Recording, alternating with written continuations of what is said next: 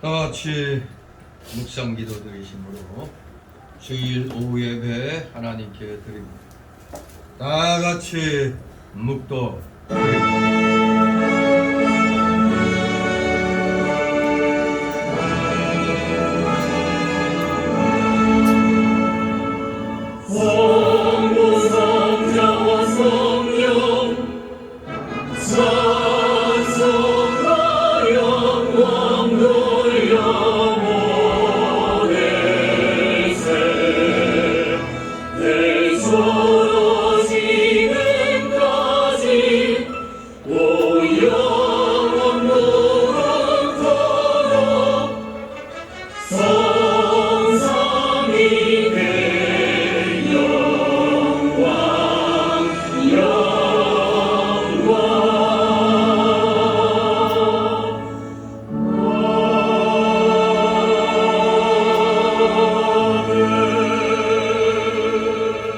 저가 나를 사랑한즉 내가 저를 건지리라.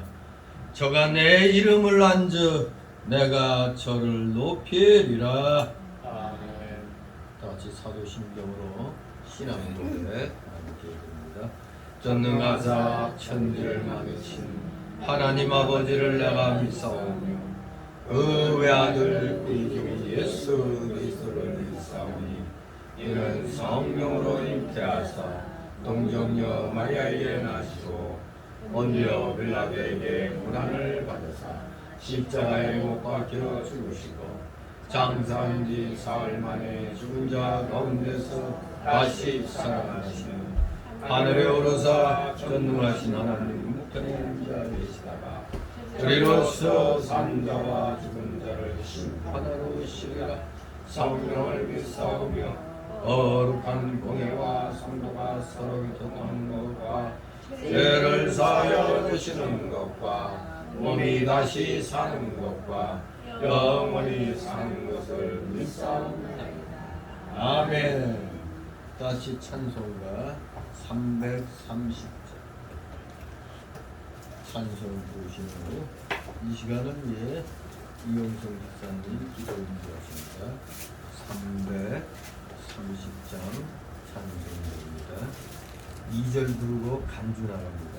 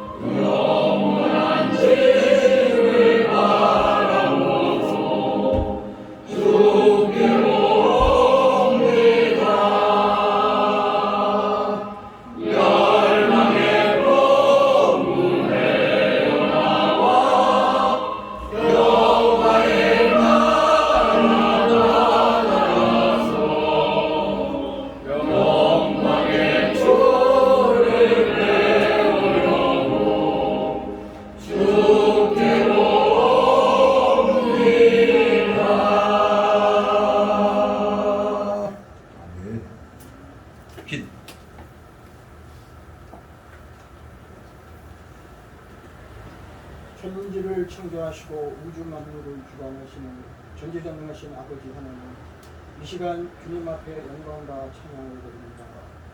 저희들은 감사하지 못하고 입힌 게 접힌 게 불평불만하며 살아갈 때가 너무 많습니다. 생명의 길로 인도하여 주시고 항상 감사하며 살아가게 하여 주시옵소서.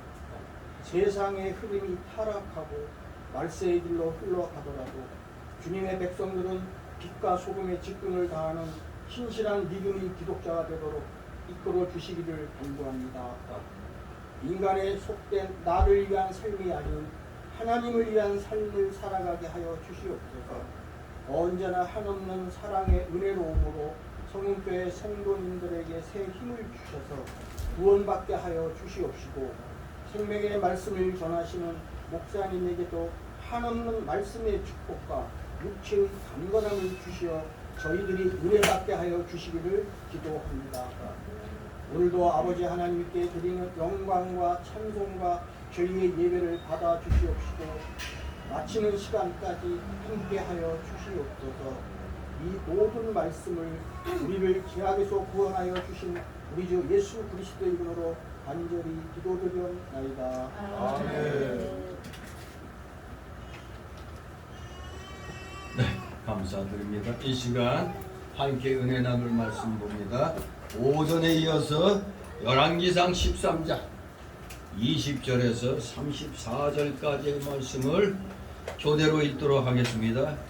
열왕기상 13장 20절에서 34절. 제가 먼저 읽겠습니다. 20절.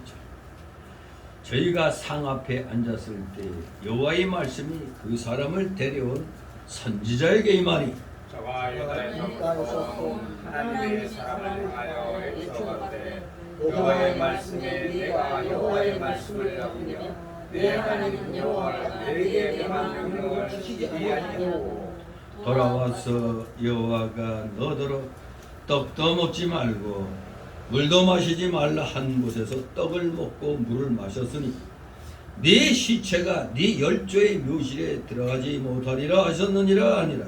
자기가 데리고 온 선지자의 떡을 먹고 물을 마시되 그를 위하여 나귀의 안장을 씌우니라. 이에 그 사람이 가더니 사자가 길에서 저를 만나 죽이며 그 시체가 길에 버림받으니 나귀는 그 곁에 섰고 사자도 그 시체 곁에 섰더라.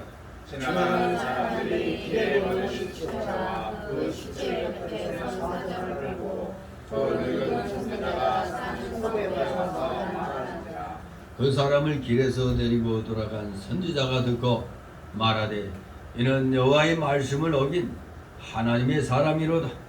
여호와께서 그에게 하신 말씀과 같이 여호와께서 그를 사자에게 붙이심에 사자가 그를 찢어 죽였도다 하고, 이에 그가 그에게 말하여 가되 나를 나귀의 안장을 주라. 저희가 안장을 지우매 저가 가서 본즉 그 시체가 길에 버림바 되었고 나귀와 사자는 그 시체 곁에 섰는데 사자가 시체를 먹지도 아니하였고 나귀를 찢지도 아니하였더라. 늙은 선지자가 하나님의 사람의 시체를 끌어 나귀에 실어 가지고 돌아와 자기 성으로 들어가서 슬피 울며 장사하되 곧 그 시체를 자기의 묘실에 두고 그를 위하여 슬피 울며 가로되 어라 나의 형제여 하니라. 그 사람을 장사하기에 저와 그 아들들이 말하거든 내가 죽거든 하나님의 사람을 장사한 것이니 나를 장사하되 내 뼈를 그의 뼈 곁에 두라. 그가 여호와의 말씀으로 베델에 있는 단을 향하고 또 사마리아 성읍들에 있는 모든 산당을 향하여 외쳐 말한 것이 반드시 이룰 것임이니라. 여로보암이 이 일되고 악한 길에서 돌이키지 아니하고 다시 모든 백성으로 산당의 제사장을 삼되 누구든지 싫어하면 그 사람으로 산당의 제사장을 삼으므로 다 같이 이 일이 여로보암 집에 죄가 되어 그 집의 지면에서 끊어져 멸망케 되니라. 아멘. 예. 오전에 이어서 이제 나도 그대와 같은 선지자라 두 번째 시간이 되겠습니다. 20절에서 34절까지 이거 역시 내용으로 인해 세 단락으로 나눠서 살펴봅니다. 첫 번째 단락은 20절에서 24절. 속임을 당한 하나님 사람의 죽음. 속임을 당한 하나님의 사람의 죽음. 두 번째 단락으로는 25절, 32절.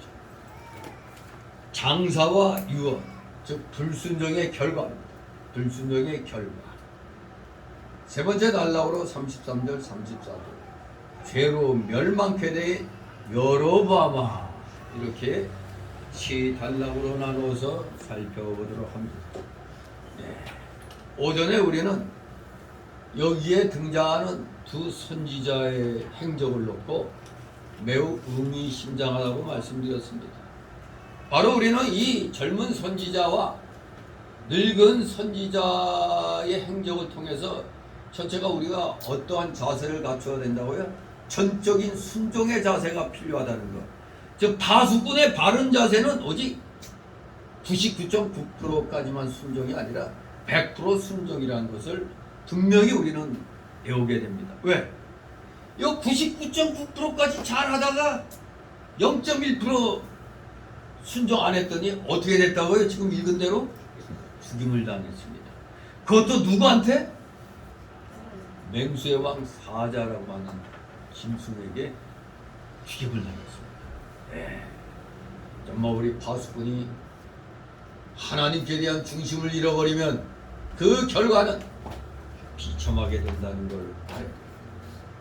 우리 파수꾼들에게는 절대 순종이 필요한 것입니다.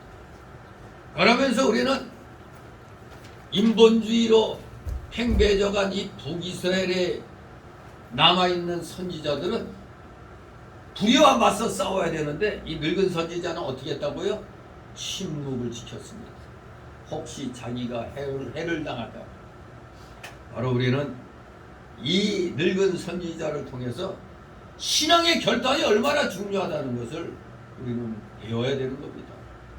침묵은 동조입니다. 불의에 대하여 침묵하는 건 나도 동의합니다 하는 것과 똑같은 겁니다. 우리가 애국운동할 때도 애국운동 세력에 대해서는 힘을 못 해줘야 되고 나라를 망하도록 대적하는 자들은 우리가 가만히 두면 아니 되는 겁니다. 결단력이 필요합니다. 우측에 설 것이냐 좌측에 설 것이냐 하나님 편에 설 것이냐 마귀 편에 설 것이냐 둘 중에 하나입니다. 신앙의 결단 이것이 필요한 것입니다. 자 그러면은 20절 24절 첫 번째 단락 속임을 당한 하나님의 사람의 죽음 20절 22절 있습니다. 저희가 산 앞에 앉았을 때 여호와의 말씀이 그 사람을 깨운 선지자에게 임하니 저가 눈가에서부터 온 하나님의 사람을 향하여 외쳐 가로되 여호와의 말씀에 네가 여호와의 말씀을 어기며 네 하나님 여호와가 네게 명한 명령을 지키지 아니하고 돌아와서 여호와가 너더러 떡도 먹지 말고 물도 마시지 말라는 곳에도 떡을 먹고 물을 마셨으니 네 시체가 네 열조의 묘시에 들어가지 못하리라 하셨느니라 하니라. 아멘. 우리가 인간적인 생각으로 봤을 땐 너무하시죠. 목숨 걸고 그 적국의 왕 앞에서 담대히 외쳤는데 그것만이라도 와가지고 목숨만은 살려줘야 되는데 목숨을 빼앗아먹었습니다. 하나님 말씀을 어기고 떡과 물을 먹은 젊은 선지자에게 직접 말씀하신 게 아니고 누구를 통해서? 늙은 선지자를 통해서 하나님의 말씀이 임한 것입니다. 처음에 늙은 선지자는 하나님의 사람을 속였죠. 그러나 이번에는 마치 하나님께서 발람에게 당나귀를 사용했듯이 바로 이 늙은 선지자를 사용해서 하나님의 젊은 선지자에게 심판을 경고합니다. 하나님의 사람이 구절에 나온 대로 하나님의 말씀을 어겼습니다. 그 결과 역시 말씀에서 잠시 잠깐 우리가 한눈 팔면 유혹에 넘어가게 되어 있습니다. 유혹. 우린 유혹이나 시험이나 우린 다 똑같이 시험이라고 얘기하는데, 하나님이 우리를 시험하실 때는 소위 말하는 우리 시험 볼 때 테스트 받는다고 그러죠. 테스트 하시는 거예요. 합격이냐 아니냐 그거 이제 테스트 하는 건데, 마귀의 시험은 유혹입니다. 영어로 템프테이션이에요. 템프테이션 많이 들었죠. 화장품 선전 템프테이션 유혹입니다. 근데 우리말로는 다 똑같이 야구어서요. 다 시험 그렇게 똑같이 번역했어요. 마귀의 시험도 시험, 하나님의 시험도 시험. 그러나 그 뜻은 헬라어부터가 달라요. 영어부터가 다르죠. 아무튼 마귀는 우리를 시험할 때 유혹을 하는 겁니다. 어떻게든지 넘어뜨리려고 하는 게 마귀의 목적이고, 하나님의 시험은 어떻게든지 시험에 합격시키려고 하는 게 하나님의 시험입니다. 그래서 마귀의 시험, 이 유혹은 넘어뜨려 망하게 만드는 게 목적인 겁니다. 결국 마귀의 유혹에 넘어갔습니다. 그래서 하나님께서는 발람의 당나귀를 사용한 것처럼 이 젊은 선지자를 속인 늙은 선지자를 도리어 그 사람의 입을 이용해 가지고 하나님의 사자 젊은 선지자를 책망하셨습니다. 이럴 때 우리가 흔히 쓰는 한국 사람들이 잘 쓰는 말, 병 주고 약 주네. 언젠 속여가지고 말이야 대접하겠다고 그러더니 이제 거꾸로 대접받았더니 너 이제 죽었어 막. 한마디로 병 주고 약 주는 법을 이 늙은 선지자가 행한 것입니다. 이 늙은 선지자의 입을 열어 하나님의 젊은 선지자를 책망했습니다. 여로보암의 왕의 죄를 비난했던 젊은 선지자가 도리어 지금 하나님께로부터 호된 징계를 선포받은 이 사실은 대단히 아이러니컬하다 얘기할 수가 있습니다. 본문의 징계의 말씀을 통해서 우리는 몇 가지를 생각해 볼 수가 있겠습니다. 첫째는 히브리서 3장 14절, 계시록 2장 10절 말씀처럼 끝까지 충성하라. 즉 누가? 하나님의 일꾼들은 끝까지 충성해야 된다는 겁니다. 끝까지 충성하라. 왜요? 젊은 선지자가 끝까지 할 것 같았는데 그만 0.1% 부족이 되어버렸습니다. 그래서 뭐를 받았다고? 죽임을 당했습니다. 그것도 맹수의 날카로운 이빨을 통해서 죽임을 당합니다. 그렇기 때문에 우리는 이 징계의 말씀을 통해서 분명히 알아야 됩니다. 하나님의 일꾼들은 끝까지 충성해야 되는구나. 솔로몬의 경우를 예로 든다면, 사실 솔로몬 하면 어떤 왕이라고요? 왕이죠. 또 요새 세상 사람들 쓰는 말로 아주 부정적으로 말하면 생마라고 얘기할 수 있죠. 왜? 후궁과 그 처첩이 얼마나 됐다고? 그 얼굴이나 기억했겠나?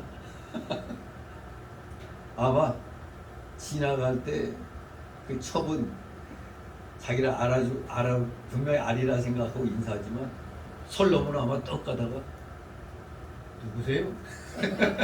아마 그랬을 겁니다. 네, 우리가 그냥 성경적으로 좋게 말해서 지혜의 왕이다 하고 긍정적인 면만 얘기하지, 인간적으로 볼 때는 이거 지독히 밝히는 인간이라는 걸 알 수가 있죠.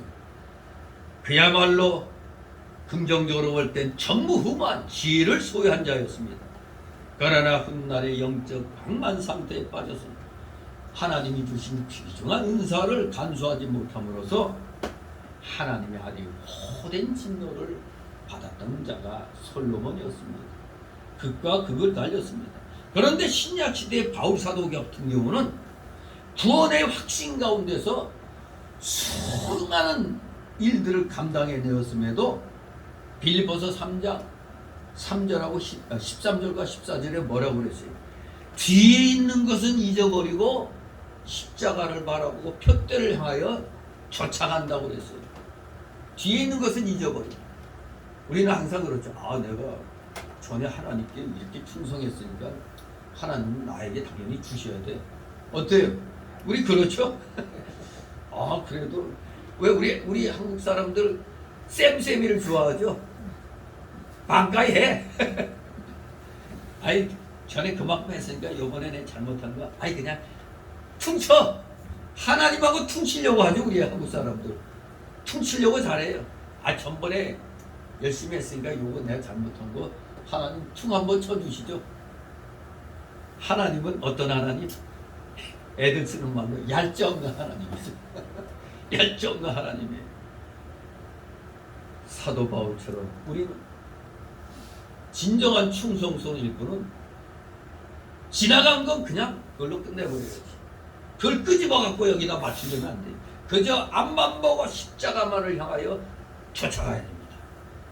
바울 사도의 이 고백처럼 우리도 이렇게 뒤에 것을 잊어버리고 앞을 향하여 십자가의 표대만을 보고 쫓아가야만 되겠습니다. 두 번째 생각해 볼 수 있는 것은 하나님의 일을 완수하게끔 하는 것은 내 자신의 능이 아니라 하나님의 은사라는 사실입니다. 고린도전서 15장 10절 말씀. 우리 한번 고린도전서 15장 10절 한번 한 목소리로 읽도록 하겠습니다. 고린도전서 15장 10절 말씀. 놀라운 고백입니다. 바울의 고백. 15장 10절 찾았습니까? 읽습니다. 시작. 그러나 나의 된 것은 하나님의 은혜로 된 것이니 내게 주신 그의 은혜가 헛되지 아니하여 내가 모든 사도보다 더 많이 수고하였으나 내가 아니요 오직 나와 함께 하신 하나님의 은혜로라. 아멘. 그렇습니다. 하나님의 은혜로 내가 하나님의 일을 행해왔던 것입니다. 내가 능력이 있어갖고 귀한 말씀 선포하고 이적을 행한 게 아닙니다. 하나님의 능이 임했기 때문에 행하게 된 겁니다. 그러므로 주의 일꾼된 자들은 스스로 교만해질 것이 아니라 겸허하게 순종하는 자세를 견지해야 합니다. 그래도 열심히 목숨 내놓고 하나님의 일을 행한 이 하나님의 젊은 선지자에게 정말 우리는 처음에는 박수를 쳤는데 그만 마지막 순간에 아차 하는 순간에 그만 하나님의 심판을 받은 이 사실을 통해서 우리는 깊이 깨달아야 되는 겁니다. 맡은 자의 구할 것은 충성인데 그 충성은 끝까지 충성합니다. 오직 내 능력이 일한 게 아니라 하나님이 능력으로 은혜 주셔서 내가 하나님의 은혜로 일한 것이라는 사실. 진실로 겸허하게 순종하는 자세를 우리는 지켜나가야 되겠습니다. 세 번째로 이 아이러니컬한 상황을 보고 우리가 생각해 볼 수 있는 것은 하나님의 공의는 엄정하다는 사실입니다. 내 일을 했다고 나에게 충성 좀 했다고 잘못된 것 눈 감아주시는 하나님이 아니에요. 엄청나게 엄히하신 하나님입니다. 저 하나님은 한때의 업적을 핑계삼아 방만 상태에 빠져든 것을 결코 허용치 않으신 분입니다. 우리가 한경진 목사님 아주 훌륭하신 분으로 우리가 존경하죠. 하지만 그분은 젊었을 때 어떤 잘못을 범했죠? 신사참배의 표를 던진 사람. 아니옵니다 했어야 되는데 아직 젊었기 때문에 그랬는지 그때는 거기에 동조를 했었습니다. 그러나 뒤늦게 이것을 깨닫고 평생을 하나님 앞에 회개하는 삶을 살면서 우리나라 이 어리석은 목사들, 교인들을 굉장히 많이 일깨워줬어요. 특히 공산주의에 대하여 우리 기독교인들이 어떻게 해야 되는가를 김준곤 목사와 같이 한경진 목사님도 엄청나게 이 공산주의의 그 위험성에 대하여 경고의 나팔을 불어드립니다. 또 오늘날 뭐 표면적으로는 세계적인 교회라고 하는 이 순복음교회 1회 당회장인 조인기 목사, 그 양반도 공산주의에 대하여 아주 경고의 나팔을 불었습니다. 특히 그때 한참 노무현 때인가 국가보안법을 폐지하자고 저 빨갱이들이 들고 일어날 때 국가보안법은 절대 폐지하면 안 된다는 것을 아주 목청을 돋구어서 맺힌 사람이 조인기 목사님. 군대는 울타리지만 국가보안법은 대문이라고. 울타리 열심히 지켜도 대문을 활짝 열어 제끼면 소용이 없다고. 그렇게 우리 민족에게 조인기 목사뿐만 아니라 그 전에 김준곤 목사, 한경희 목사 이분들 정말로 후배 목사들이 정신 못 차리니까 정신 차리도록 공산주의에 대하여 이 파수꾼의 그 사명을 감당했었습니다. 그런데 한경진 목사님도 말년에 이거 진짜 이거 우리 목사들 특히 또 우리 기독교인들 기도 많이 해야 돼요. 한경진 목사님이 오래 사셨죠? 근데 사실 오래 산다고 복은 아니에요. 왜? 치매 걸려가지고 정말 목사가 한때 존경받던 목사가 치매 걸려갖고 헷가다 하면 그동안에 쌓아놓은 것이 다 없어지는 거죠. 정말 좀 아주 민망한 그런 얘기들이 많이 들려요. 치매 걸려가지고. 그러니 우리 하나님의 일꾼들은 하나님 앞에 정말 하나님 곁에 갈 동안 내 몸은 내가 스스로 지킬 수 있게 해달라고 이렇게 기도 많이 해야 돼요.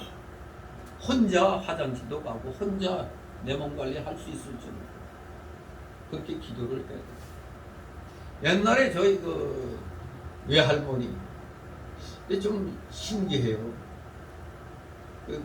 어쨌거나 우리 외삼촌이 또 목사가 되고 그랬는데 내가 가만히 생각해보면 그때 우리 외할머니는 돌아가실 때 신기하게도 어찌 자신이 돌아가실 날을 아는 건지 싹 옷 갈아입고 쫙 단장한 가운데서 주무시다가 그냥 돌아가셨어요. 그 신기한 일이죠. 뭐 누가 뭐 대소변 갈고 뭐 이런 거 없이 이게 복인 것입니다. 뭐 어쨌거나 외삼촌 목사님도 목사 되고 또 저도 또 목사가 되고 하여간 뭐 좀 어떤 신기한 그런 흐름이 있긴 있는 것 같은데 정말로 우리는 정말 하나님 앞에 죽을 때까지 올바른 자세를 견지하면서 흐트러짐이 없이 살다가 가야 됩니다. 한경지 목사가 말년에 그런 치매에 걸려서 몹쓸 그런 말들이 들리는 게 저는 생각하죠. 일제 때 그 신사참배, 그 우상숭배 가장 큰 죄죠.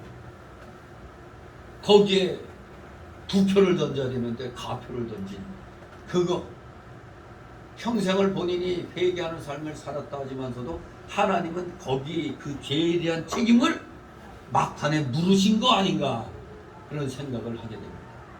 죄에 대해서는 하나님은 엄정하잖아요.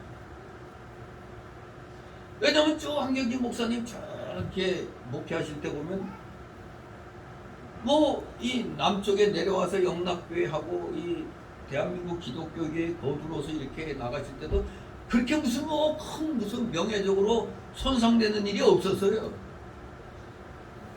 그러면 하나님은 죄 지은 것에 대해서는 분명히 물어보신다고 그랬는데 그동안 침묵하고 계시다가 이제 은퇴하고 나서 말년에 치매로 딱 치셨다는 걸 생각하면 하나님은 엄정하시구나. 죄에 대해서는 반드시 물어보시는구나. 차라리 한경희 목사가 막 목회하다가 그냥 교통사고라도 나고 뭐 좀 쓰러지고 이랬으면 그걸로 우리 한국 사람들이 말하는 액땜 하나님께로부터 벌 받는 걸 그걸로 이제 넘어갈 수도 있는데 그런 일은 별로 없었거든요. 근데 마지막 치명타 치매가 돼가지고 완전히 미친 사람같이 이렇게 된다는 건 참 하나님의 보미는 무섭구나 그걸 깨닫게 됩니다. 아무튼 절대 우리 하나님은 네가 지난날에 아무리 잘했어도 잠시 방만 상태에 빠져드는 것 내가 결코 바라만 보고 있지 않는다. 이것을 우리는 여기 또 이 젊은 선지자의 이 말, 그 종말을 보고 우리는 생각을 하게 되는 겁니다. 분명히 하나님이 말씀하신 겁니다. 돌아와서 여호와가 너더러 떡도 먹지 말고 물도 마시지 말라 한 곳에서 보란 듯이 떡을 먹고 물을 마셨으니 네 시체가 네 열조의 묘실에 들어가지 못하리라고 경고를 한 겁니다. 뭐 복잡하게 말했지만 간단히 말하면 너 제대로 살다가 죽지 못하고 너 가다가 하나님께 벌받아 죽는다 이 얘기입니다. 너 제대로 살다가 죽는 게 아니고 너 가다가 하나님께 벌받아 죽는다 이 얘기입니다. 네 시체가 네 열조의 묘실에 들어가지 못하리라 아주 고상하게 얘기했지만 하나님께 벌받아 죽는다는 얘기입니다. 23절 24절 자기가 데리고 온 선지자가 떡을 먹고 물을 마신 후에 그를 위하여 나귀의 안장을 지우리라. 이에 그 사람이 가더니 사자가 길에서 저를 만나 죽이매 그 시체가 길에 버림받으니 나귀는 그 곁에 섰고 사자도 그 시체 곁에 섰더라. 아멘. 그렇습니다. 과연 하나님이 말씀하신 대로 이 젊은 하나님의 사자는 이 젊은 선지자는 기분 좋게 대접받고 나귀를 타고 돌아가다가 그만 도중에 사자에게 찢겨 죽었다. 네, 정말 어떻게 하나님이 아무리 그래도 그렇지 이렇게 죽이실 수 있는가. 오늘날 대한민국 기독교인들은 예수 믿으면 무조건 잘 먹고 잘 살고 뭐가 뭐든지 잘 되는 걸로만 착각하고 있죠. 하나님의 요구하시는 자리에까지 나아가기까지는 숱한 연단의 세월이 있는 겁니다. 그게 사람마다 달라요. 어떤 사람은 빨리 복 받기도 물질의 복도 받고 잘 나가지만 또 어떤 때는 또 한순간에 날아가 버리는 겁니다. 여기 목숨 걸고 하나님의 명령을 잘 수행하고 이제 마치고 돌아가는데 돌아가는 길에 잠깐 좀 실수했다고 맹수 사자를 보내갖고 물어 죽여버렸다 이겁니다. 이럴 때 우리 한국 사람들 좋아하는 노래가 뭐가 나올까요? 너무합니다 너무합니다 그렇게 나오겠죠. 하나님 너무하셨어요. 정말 우리 한국 사람들의 신앙으로 볼 때 우리 한국 사람들 다 시험 받겠죠.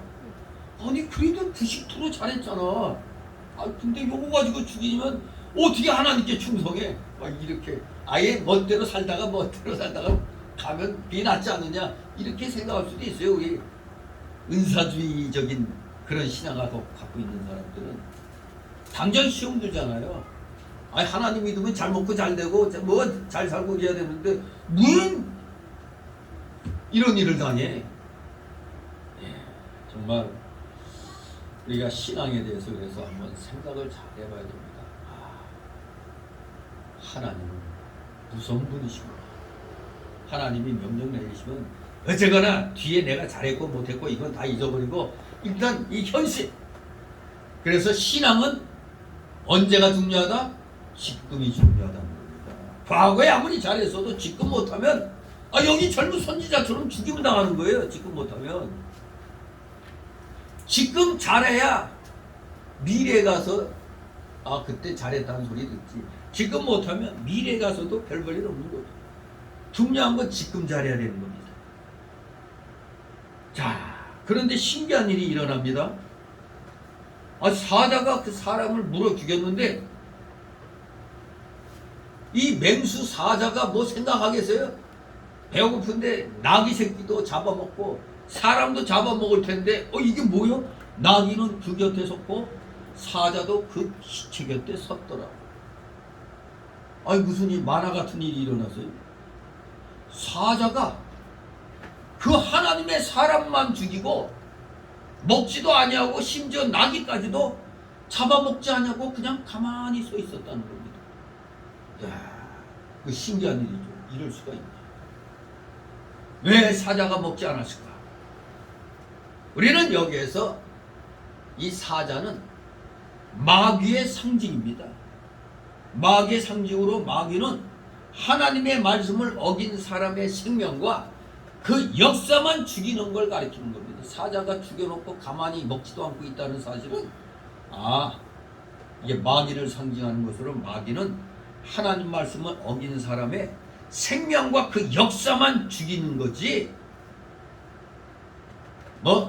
그 사람이 갖고 있는 모든 재물들 이런 거까지 다 뺏는 게 아니라는 걸 알아야 됩니다. 마귀는 산믿음을 가진 사람으로 하여금 생명의 길을 걸어가지 못하게 늘 역사하는 겁니다. 그런데 마귀는 믿음이 죽은 사람은 그냥 놔둬요. 왜? 저놈은 내 쫄자고니까 내 쫄병이야. 그런데 사사건건 마귀가 해놓는 일을 대항하면 그건 마귀의 적이니까 어떻게든지 죽이려고 하죠. 그러나 가만히 있는 사람은 내 쫄병이니까 이용을 해야지. 그냥 놔둬요. 믿음이 죽은 사람은 마귀 쫄병이니까 놔둡니다. 요한계시록 11장 7절 9절에 보면 짐승이 두 증거자를 죽였다고 그랬어요. 두 증거자. 그래서 그 시체가 큰 성 길에 있게 하고 장사하지 못하게 했어요. 시체 그냥 길거리에 놔뒀어요. 바로 여기에서 또 공통적으로 깨닫게 되는 게 마귀는 믿는 사람의 것을 모두 다 없애는 게 아니라 생명의 역사만 끊으려고 하는 겁니다. 그러면 끝나는 거니까. 나귀는 그 사람의 소유물이요 재산 아닙니까? 근데 사자가 선지자만 죽이고 이 나귀를 다치지 않은 것은 마귀가 말씀을 어겨나가는 성도의 생명의 역사만 끊고 그의 소유물과 재산은 손해주지 않는 걸 가리키는 겁니다. 재산 같은 거 안 건드리는 거죠. 그냥 그 마귀를 대적하는 자의 목숨만 끊어놓는 겁니다. 우리 성도의 생명만 끊어놓는 거예요. 왜? 영적 생명이 죽으면 영적 생명의 역사가 끊어지면 이미 그 사람은 끝난 거기 때문에 다른 거 건드릴 필요도 없다는 얘기입니다. 참으로 마귀의 이 교묘한 이 괴계를 우리가 알아차려야 됩니다. 마귀는 한마디로 병 주고 약 주는 이런 일을 벌리는 겁니다. 절대 마귀에게 우리는 넘어가서는 안 되겠습니다. 자, 이제 두 번째 단락으로 25절 32절 불순종의 결과, 즉 장사 진행과 유언입니다. 25절에서 32절까지 쭉 한번 있습니다. 지나가는 사람들이 길에 버린 시체와 그 시체 곁에 선 사자를 보고 그 늙은 선지자가 사는 성에 와서 말한지라. 그 사람을 길에서 데리고 돌아간 선지자가 듣고 말하되 이는 여호와의 말씀을 어긴 하나님의 사람이로다. 여호와께서 그에게 하신 말씀과 같이 여호와께서 그를 사자에게 붙이심에 사자가 그를 찢어 죽였도다 하고 이에 그 아들들에게 말하여 가로되 나를 위하여 나귀 한 장을 이루라. 저희가 한 장을 지우니 저가 가서 먼저 그 시체가 길에 버림바 되었고 나귀와 사자는 그 시체 곁에 섰는데 사자가 시체를 먹지도 아니하였고 나귀를 찢지도 아니하였더라. 늙은 선지자가 하나님의 사람의 시체를 떠들어 나귀에 실어가지고 돌아와 자기 성읍으로 들어가서 슬피 울며 장사하되 곧 그 시체를 자기의 묘시에 두고 그를 위하여 슬피 울며 가로되 오라 나의 형제여 하니라. 그 사람을 장사한 후에 저가 그 아들들에게 말하여 가로되 내가 죽거든 하나님의 사람을 장사한 묘실에 나를 장사하되 내 뼈를 그의 뼈 곁에 두라. 그가 여호와의 말씀으로 베델에 있는 단을 향하고 또 사마리아 성읍들에 있는 모든 산당을 향하여 외쳐 말한 것이 반드시 이룰 것임이니라. 아멘. 이스라엘의 행인들은 자신들에게 큰 충격을 안겨주었던 유다의 그 젊은 선지자의 시신과 그 특이한 죽음의 현장을 목격하고서 늙은 선지자의 성읍에서뿐만 아니라 그들의 발길이 닿는 곳에서마다 그것을 화제거리로 삼았을 겁니다. 왜냐? 아주 왕 앞에서 담대하게 하나님의 말씀을 외치며 여로보암과 그 백성을 저주했던 그 선지자가 아니 허망하게 죽임을 당했잖아요. 돌아가다가. 근데 이상한 게 그 선지자만 죽었지 나귀도 하나도 안 다치고 더구나 선지자를 죽인 사자가 그 옆에 같이 서서 그냥 멍 때리는 것 같이 서 있는 겁니다. 사자가 으르렁거리면서 그냥 지나가는 사람한테 덤비려고 할 텐데 지나가는 사람들도 이렇게 보니까 그냥 가만히 서 있으니까 신기한 거 아닙니까? 그러니 그 귀한 장면은 그들 발길이 닿는 곳마다 그냥 거기다 살짝 또 덤으로 또 그냥 과장을 또 섞었을 거 아닙니까? 또 아마 대단한 그 당시에 토픽감이었을 겁니다. 톱 화제. 정말로 그 당시에 최고의 화제거리가 되었을 것입니다. 그리고 하나님의 사람이 죽음을 당하게 된 원인을 알고는 저 사람이 왜 죽었지? 근데 알고 봤더니 그 늙은 선지자 입을 통해서 이러이러한 말씀을 어기고 내 집에 와서 먹고 돌아가다 죽었다. 이 말을 듣고 얼마나 큰 두려움이 깨달아졌을까요? 하나님이 목숨 걸고 그래도 일을 행했는데 그거 하나 잘못했다고 저렇게 죽임을 당하게 놔뒀느냐. 하나님 엄청난 두려움을 느꼈을 것입니다.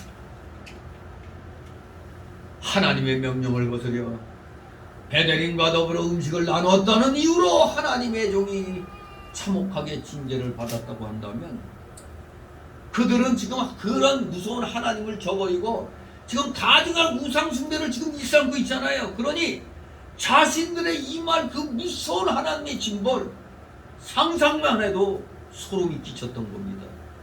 그래서 두려움을 느끼는 겁니다. 이야, 그거 하나 잘못한 거 갖고도 저 정도로 무서운 벌을 내리신다면 자기들은 우리는 아예 하나님 저버리고 우상숭배하고 있었으니까 우리에게 임할 재앙이 얼마나 무서울까 벌벌 떨었을 것입니다.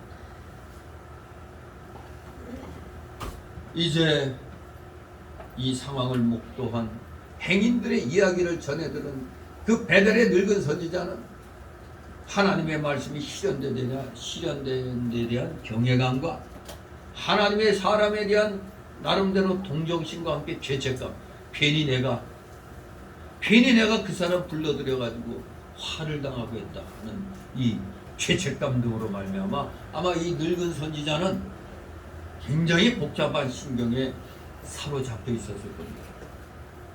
그래서 부랴부랴 사건 현장으로 달려간 거예요. 그리고 그 현장을 직접 목격하고는 아하 할 수밖에 없죠. 왜?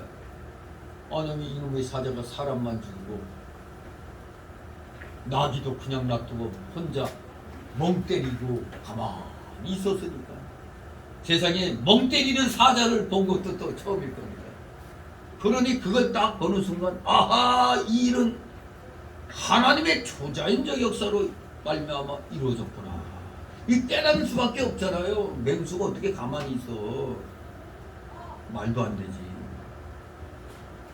따라서 그는 자기를 통해 선포된 이 하나님의 말씀이 이루어졌듯이 하나님의 사람을 통해 선포된 말씀 또한 그대로 성취되리라는 확신에 이르게 되었던 것입니다.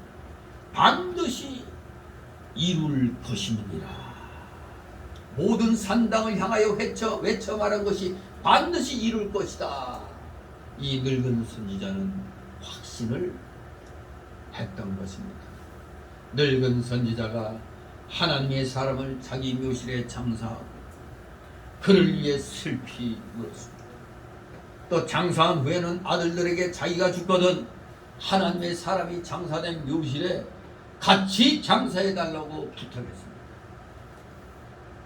이것을 보면 그 늙은 선지자는 용기가 없었을 뿐 하나님을 섬기는 사람이 맞구나. 하나님을 섬기는 사람은 사람이구나. 그리고 젊은 선지자를 사랑하고 귀히 여겼던 것이 분명하구나. 이것을 우리가 느낄 수가 있는 것입니다.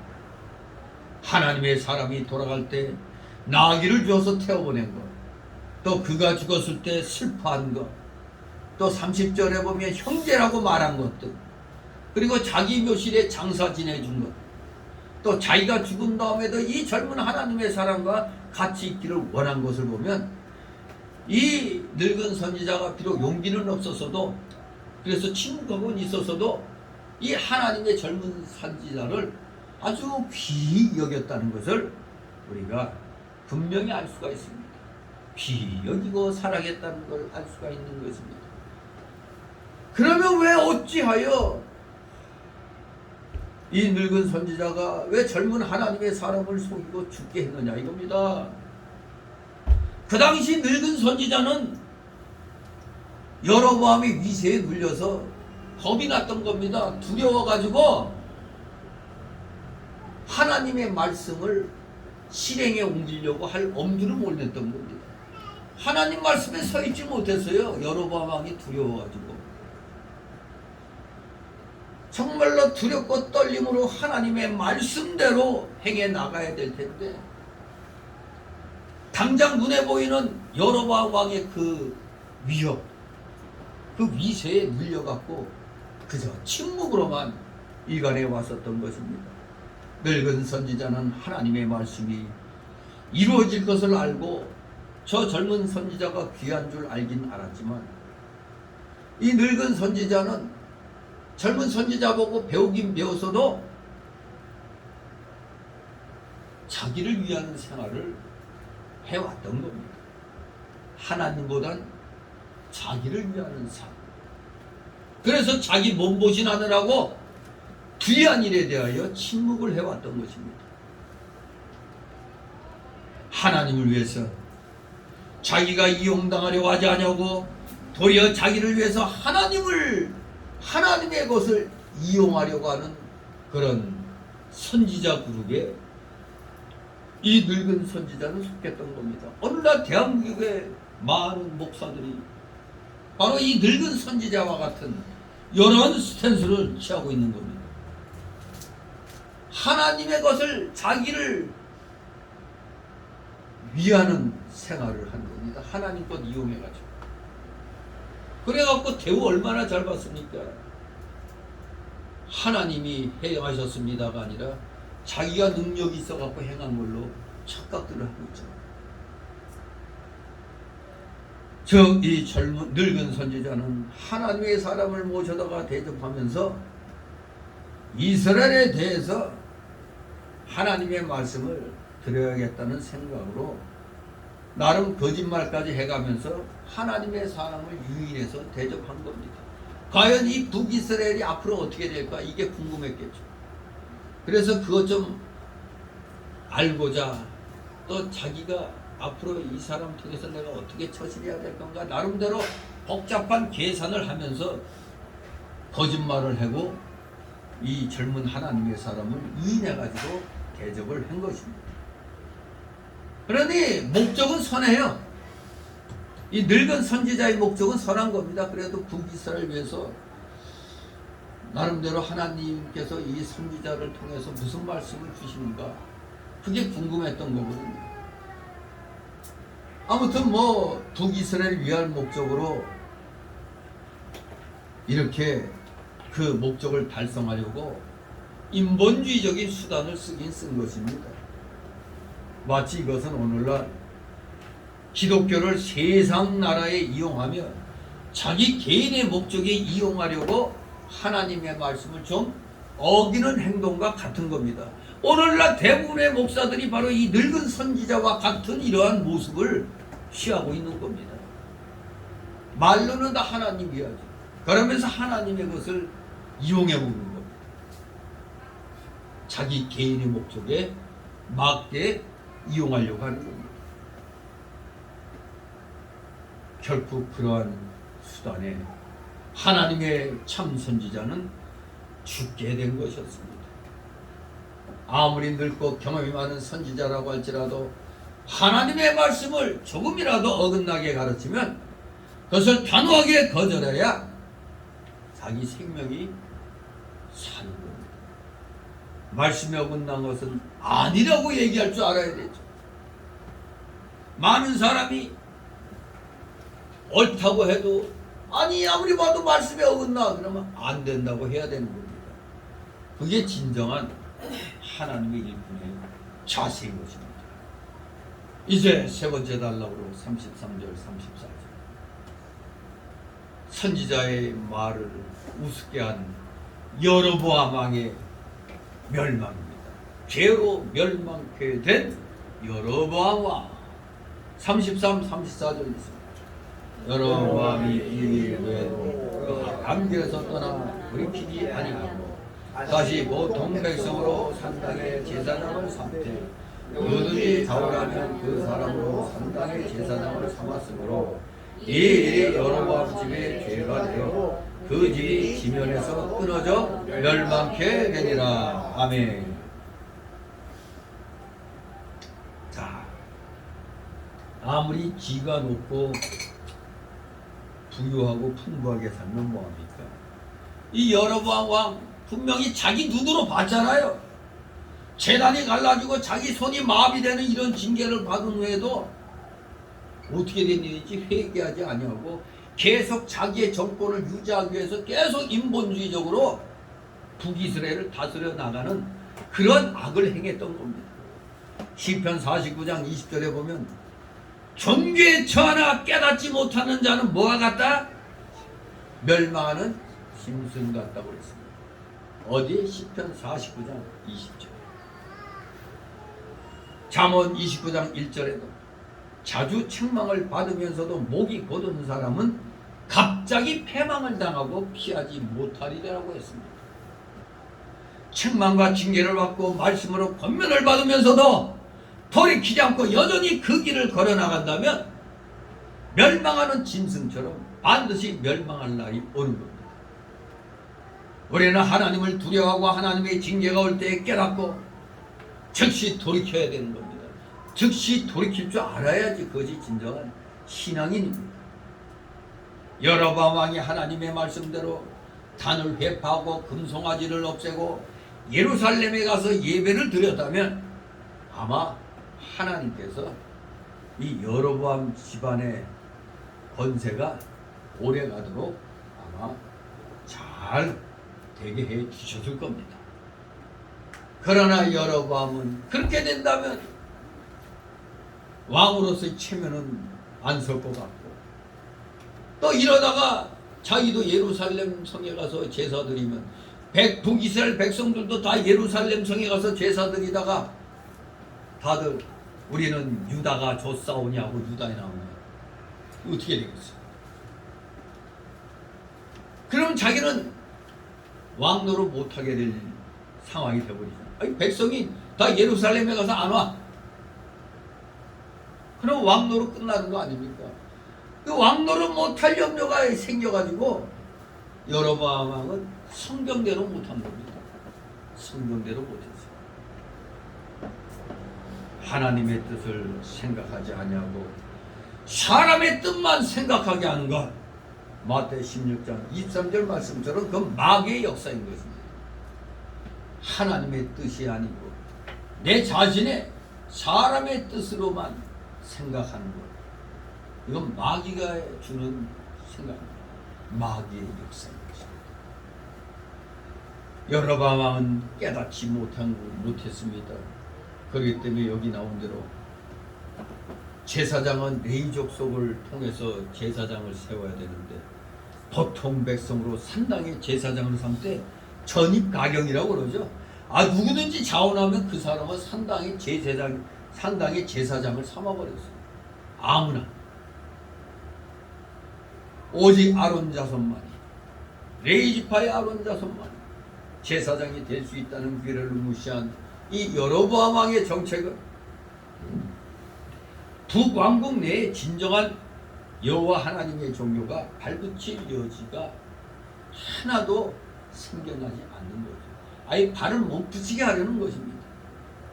이로 인해서 역대하 11장의 13절 이하에 보면 신앙의 자유와 참 자유를 드리려고 하는 자들의 발길은 자연스럽게 유다로 예루살렘으로 향하게 되었던 것입니다. 신앙의 자유를 찾아라. 마치 이북에서 대한민국으로 신앙의 자유를 찾아 남하하는 것처럼 똑같은 일이 일어난 것입니다. 여로보암 왕이 제사장 세우는 것에 대하여 여전히 하나님의 말씀을 어기고 있는 걸 우리는 목도하고 있습니다.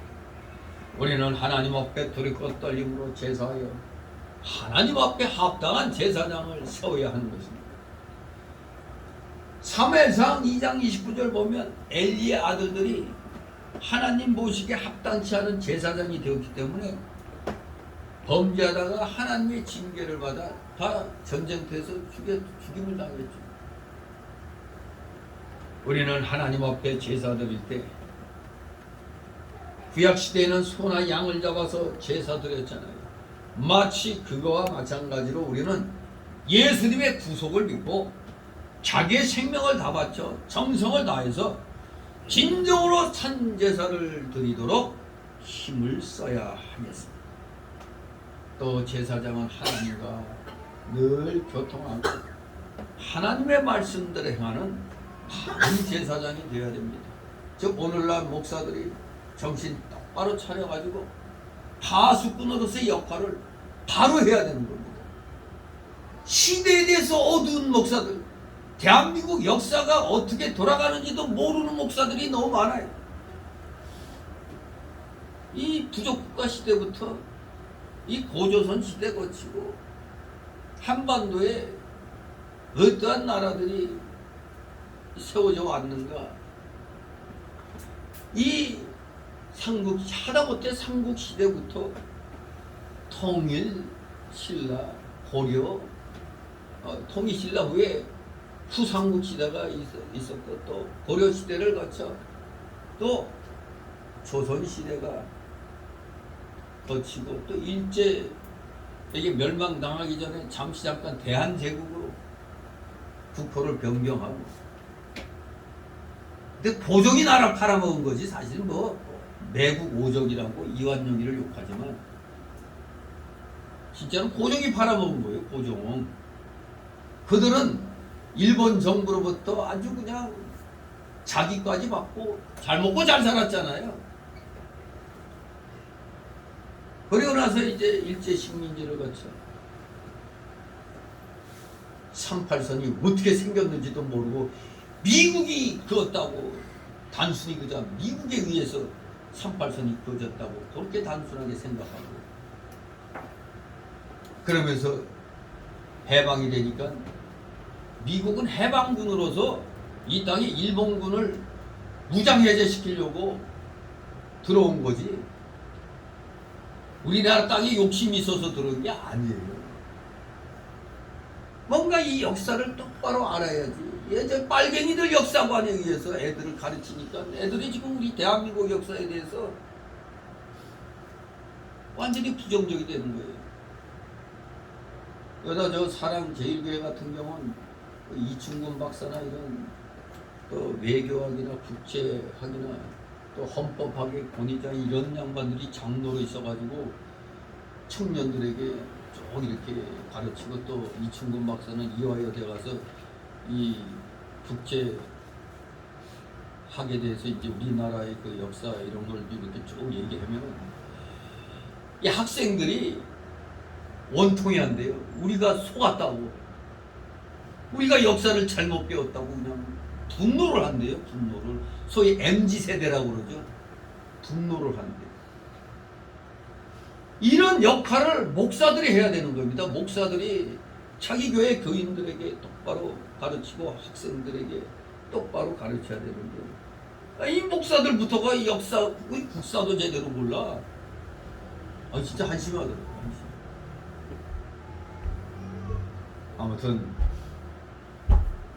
우리 모두 바른 제사장, 즉 오늘날 바른 목회자, 또 바른 직분자들, 우리 올바른 기독교인이 되기 위해서는 성경의 역사와 함께 성령의 역사로 또 우리가 몸담고 있는 이 대한민국의 이 역사도 똑바로 알아야 우리가 바른 길 갈 수가 있고 마귀와 대적하여 이길 수가 있는 겁니다.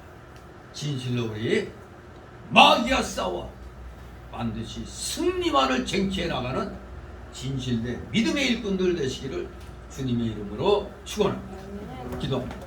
거룩하신 하나님 아버지, 은혜를 감사드립니다. 사랑하신 은혜입니다.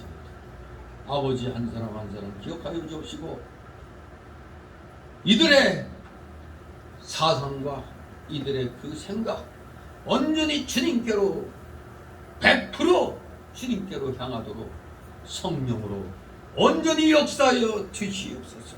오직 순종하여 말씀대로 준행해 나가는 진정 살아있는 실천력 있는 믿음의 사람들 다 되게 하여 주시옵소서. 감사드리며 예수 그리스도의 이름으로 기도드리옵나이다. 같이 찬송가 337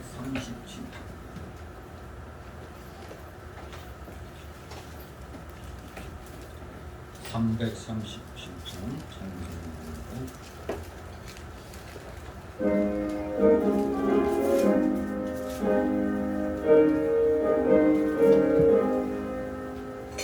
이해하신 것을 주여 내가 이로서 세임을 하시네 날 부르소서 주여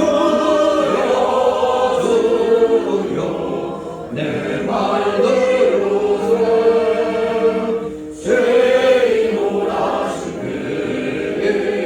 날 부르소서 자리하시고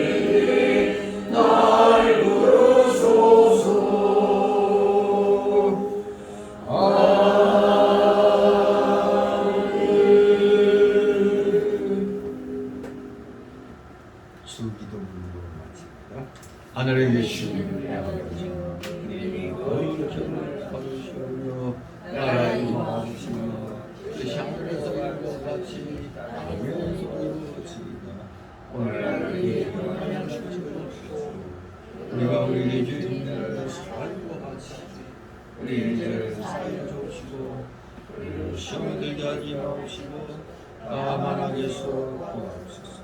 내 나라와 권세와 영광이 영원히 있사옵나이다. 아멘.